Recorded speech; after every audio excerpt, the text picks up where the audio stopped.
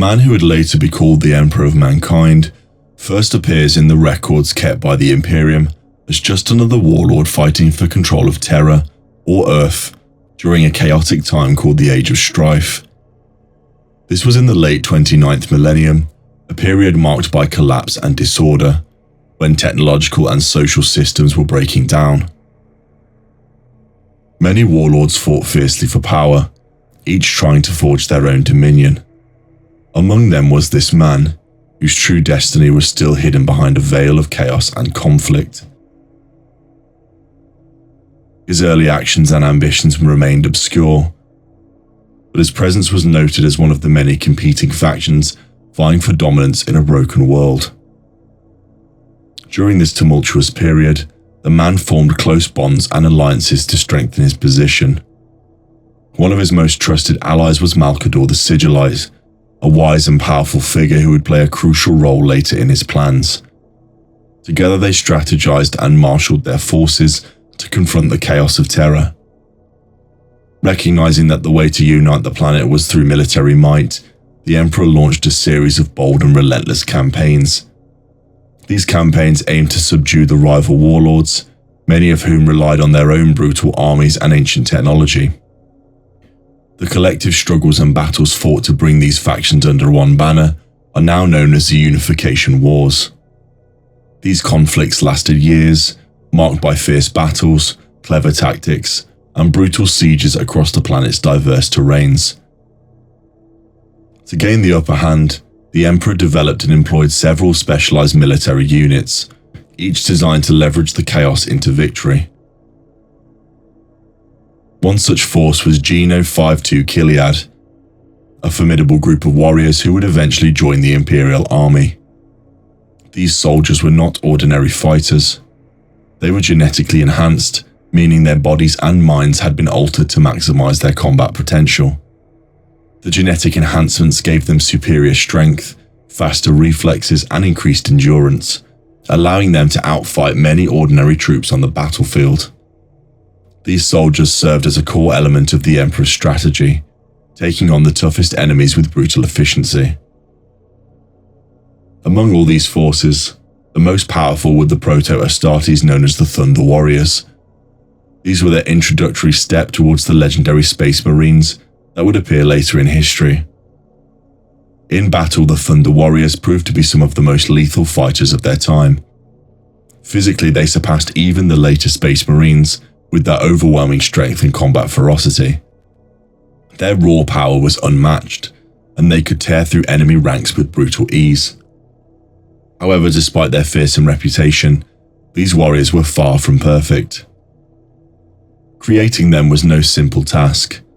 They were formed from adult humans, quickly transformed through a series of rapid genetic, bionic, and chemical enhancement. This process was brutal and took only a short time, a matter of weeks, yet it left a mark on many of the warriors. A significant number struggled to cope with the profound psychological changes they had undergone. Some suffered from metabolic collapse, which caused their bodies to shut down suddenly, often leading to a swift death. Others faced psychological issues, as the rapid enhancements often pushed their minds towards instability. Many Thunder Warriors developed mental illness, including bouts of psychosis and severe personality shifts, especially as they aged. Their mental fragility made them unpredictable at times, despite their physical dominance. These issues revealed a crucial flaw in their design. While they were powerful fighters at their peak, their longevity and stability were compromised. The Emperor gradually realized that even though the Thunder Warriors had served well in the initial stages of his plans, they were not fit for long-term use or the future he envisioned. Their inability to be sustained over time and their tendency towards mental instability meant that they could not be the ultimate warriors he needed for total victory. This realization pushed him towards developing a new type of soldier, one more durable and stable, leading directly to the creation of the Space Marines. The Thunder Warriors, despite their power, were essentially a stepping stone, an aggressive, fierce force born out of necessity during the chaotic unification of Terra. Their existence, marked by both their awe-inspiring strength and their tragic flaws, embodied the brutal and hurried birth of humanity's greatest warriors in that dark age. These elite warriors played an essential role in securing the Emperor's final victory over all the rival warlords on the planet Terra. Their fierce combat, unwavering loyalty and brutal effectiveness shattered resistance and helped bring the planet under the Emperor's control. Their sacrifices and heroism convinced him that his plans to reunify all of mankind across the galaxy would demand more than just soldiers. He would need to breed new military leaders. These leaders would need to be smarter, stronger, and more reliable in the brutal wars to come. The Emperor understood he would need to craft an even more powerful and genetically superior force. These future fighters would be the core of his grand vision, an unstoppable army capable of expanding his empire beyond the confines of Terra. The Battle of Mount Ararat marked a key turning point. Some sources say it was the last fight of the Unification Wars, a brutal struggle that lasted for decades. After years of chaos, bloodshed, loss, and destruction, the victory was finally achieved. It was on this mountain that the last major resistance was crushed, and the dream of a unified old Earth was realized. The planet itself, with its sprawling cities and shattered landscapes, was finally brought under the single rule of the Emperor. His forces had fought hard to forge this unity, and the cost was enormous. Thousands of lives were lost, and entire regions were razed in the process. Having secured control of Terra, the Emperor turned to his next goal, uniting all of mankind across the galaxy. He envisioned a vast empire where humans would thrive on countless worlds, sharing culture, technology, and strength. But to make this vision real, he knew he had to prepare for future wars. That meant creating something new, an elite force of soldiers unlike anything seen before. These soldiers would be the backbone of his military conquest. He planned to build an even more lethal military corps, one made up of genetically engineered commanders and warriors who would surpass the skills of any previous soldiers. When the Emperor's initial aim was achieved, he decided it was time to remove the old. The Thunder Warriors, the first line in his conquest, had fulfilled their purpose. They had fought fiercely, but they were flawed. Their genetic augmentations had left them prone to instability and mental decay. Their imperfections made them dangerous, especially during peacetime, when their uncontrolled aggression could turn against their creator. The Emperor saw that leaving these warriors alive in a world of peace was risky. Their unstable minds and imperfect bodies could lead to chaos or rebellion down the line. Slowly, he ordered them to be eliminated, making room for his new project, the Primarchs and the Space Marines. These new soldiers would be created with much more advanced genetic engineering, making them stronger, smarter, and more reliable. In truth, the Emperor's worries about the Thunder Warriors were not unfounded. Some sources tell us that, even before the end of the Unification Wars, these warriors began to realize the terrible truth. They understood that their short lifespans were a result of flawed genetic modifications made to them.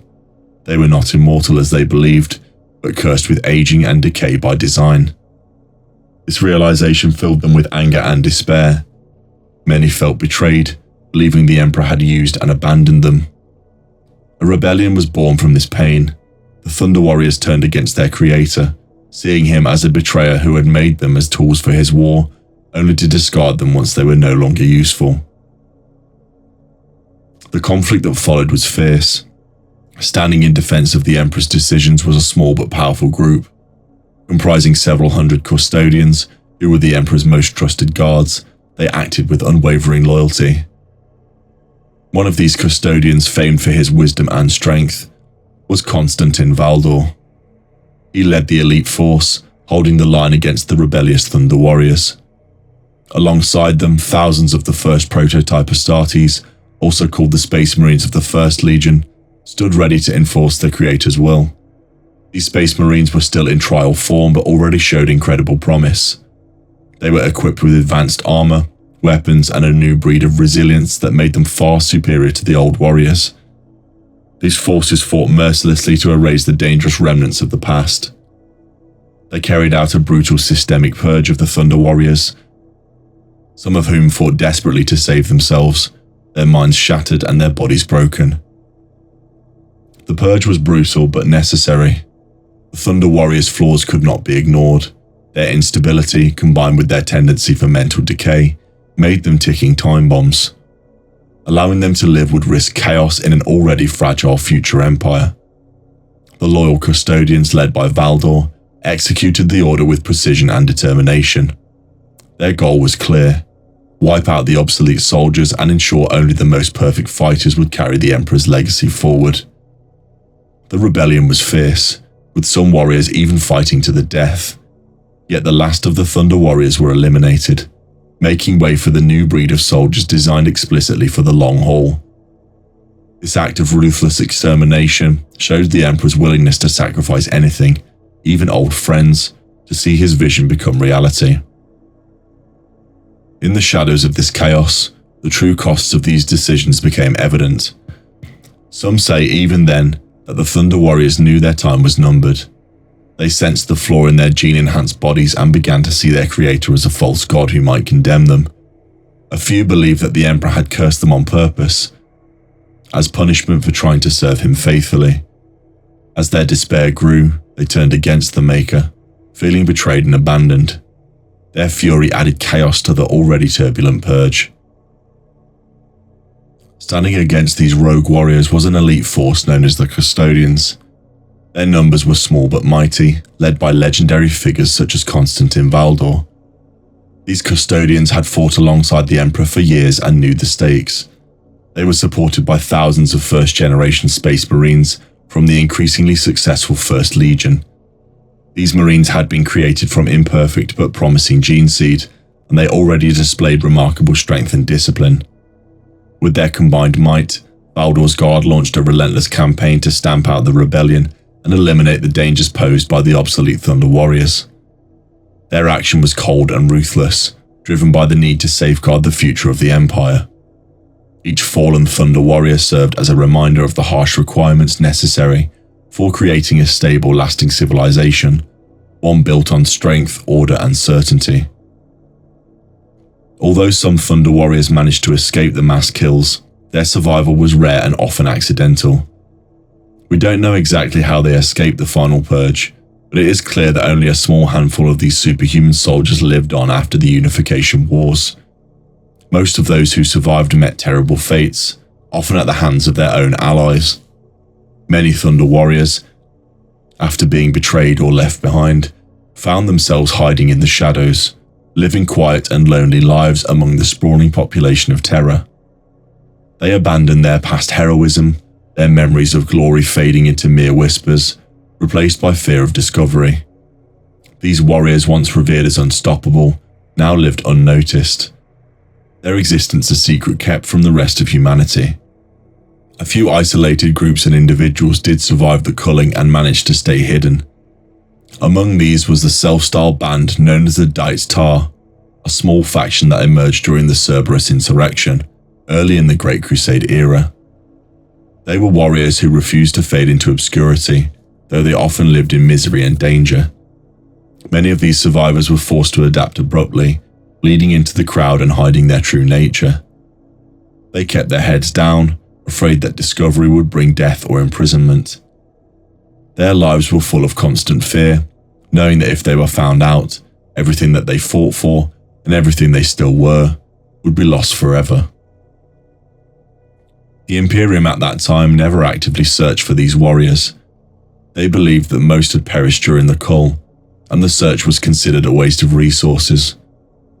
By the time they realized some had survived, it was too late. The Imperium's focus had shifted entirely to the Great Crusade, a monumental effort to unite humanity across the galaxy. They believed their enemies had to be dealt with, and that any remaining Thunder Warriors posed no threat. Official stories claim that the last of the Thunder Warriors had fought valiantly and died during the Battle of Mount Ararat. The tale told by Aric Tyrannus, the greatest among them, who held the line just long enough to raise the Emperor's banner of victory.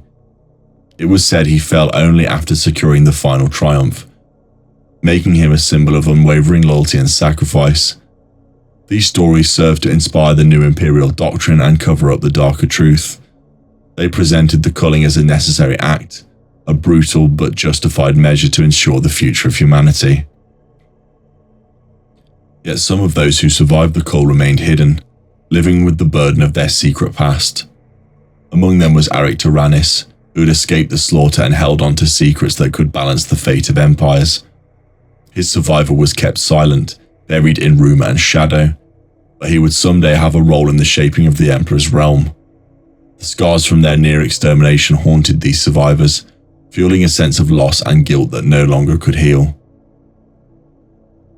After the victory of Mount Ararat, the focus shifted outward. With the unification of Terra achieved, the Emperor began to chart a new course, to extend humanity's reach across the stars, to defend and expand the fragile, scattered human colonies. His grand plan was to bring order to chaos, unifying the many distant worlds that still harboured human communities, some of which clung to the survival for centuries. This effort was called the Great Crusade, an immense and ambitious campaign to forge a new, united human empire. The goal was clear: to bring peace, stability and hope to mankind, scattered across countless planets, many isolated and vulnerable. This enterprise would take decades and involve tireless effort from countless armies, explorers and scholars. It became the greatest push ever undertaken by humanity, fueled by the vision of a future where humanity would no longer be fractured or vulnerable. The death of most Thunder Warriors was seen as a necessary part of this goal, an act of sacrifice to forge a new age. Still, the few survivors who slipped through the cracks kept alive their memories, their skills and their potential to shape what was to come. Their existence was a quiet undercurrent in the rising tide of the Great Crusade, a hidden reminder of the brutal price paid for human unity. After unity was achieved on Terra, the Emperor began preparing the Great Crusade with intense focus. One of his first major steps was to create the special corps of astro-telepaths, known as the Astropathic Bands. These individuals had the ability to send thoughts and messages across vast distances through the warp, a dimension used for faster-than-light travel and communication. Through their telepathic link, the Emperor could keep his entire interstellar empire connected, even as it expanded into new systems far beyond human reach. He also engineered the building of the Astronomicon, a psychic beacon powered by his own mental energy and willpower. This lighthouse-like signal in the warp held the most importance. It cast a psychic light that allowed ships to navigate safely through the rift, which was dangerous and unpredictable. Thanks to the Astronomicon, travel became much faster and more accurate, and less perilous over enormous distances. Ships could now traverse the warp reliably, reducing the chances of losing crew and cargo. Apart from communication and navigation, the Emperor's most ambitious plans involved the creation of new types of soldiers.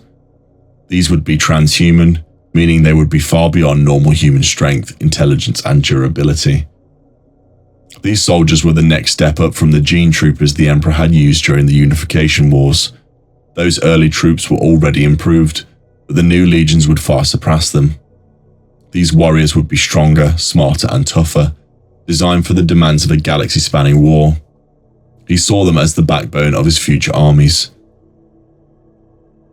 Central to these plans was the Primarch Project. The Emperor set out to create 20 superhuman beings called Primarchs. Each was designed from his own genetic blueprint, making them the Emperor's genetic children. These Primarchs would grow into natural leaders, great generals, wise strategists, and talented governors. Their minds and bodies would be so powerful that ordinary humans stood no chance against them. The Emperor believed that he could unify all of humanity under his rule through their strength and influence. Each Primarch was meant to embody the best qualities of both mental and physical prowess, making them unique and almost unstoppable forces. To push these creations beyond what normal genetic engineering could achieve, the Emperor drew on the powers of the warp, which he had learned to harness at Moloch. By infusing his Primarchs with warp energy, he made them even more extraordinary. They gained almost godlike charisma, able to inspire loyalty and courage even in the most difficult battles. Their capabilities seemed limitless. But this power came with a serious risk. The warp was full of dangerous entities, demons and other corrupting spirits that could easily influence these superhumans. Some Primarchs, despite their strength, were vulnerable to these dark forces. The Emperor's intent to shape the Primarchs into perfect leaders, yet he unknowingly opened a door for their potential downfall. His act of imbuing them with warp influences made them susceptible to corruption, a vulnerability that would ripple through his plans later on, as some Primarchs fell under the sway of chaos. Overall, everything the Emperor did was part of his grand plan. His work on communication, navigation, and superhuman warriors laid the foundation for his vision of a unified galaxy. Each element was designed to complement the others, creating a seamless, unstoppable force that could conquer and bring order to chaos. The Primarchs, the Astropaths, and the Astronomicon were all pieces of the puzzle. They would help him turn his dream of a unified humanity into reality, while also carrying the inherent risks of wielding such immense psychic and genetic power.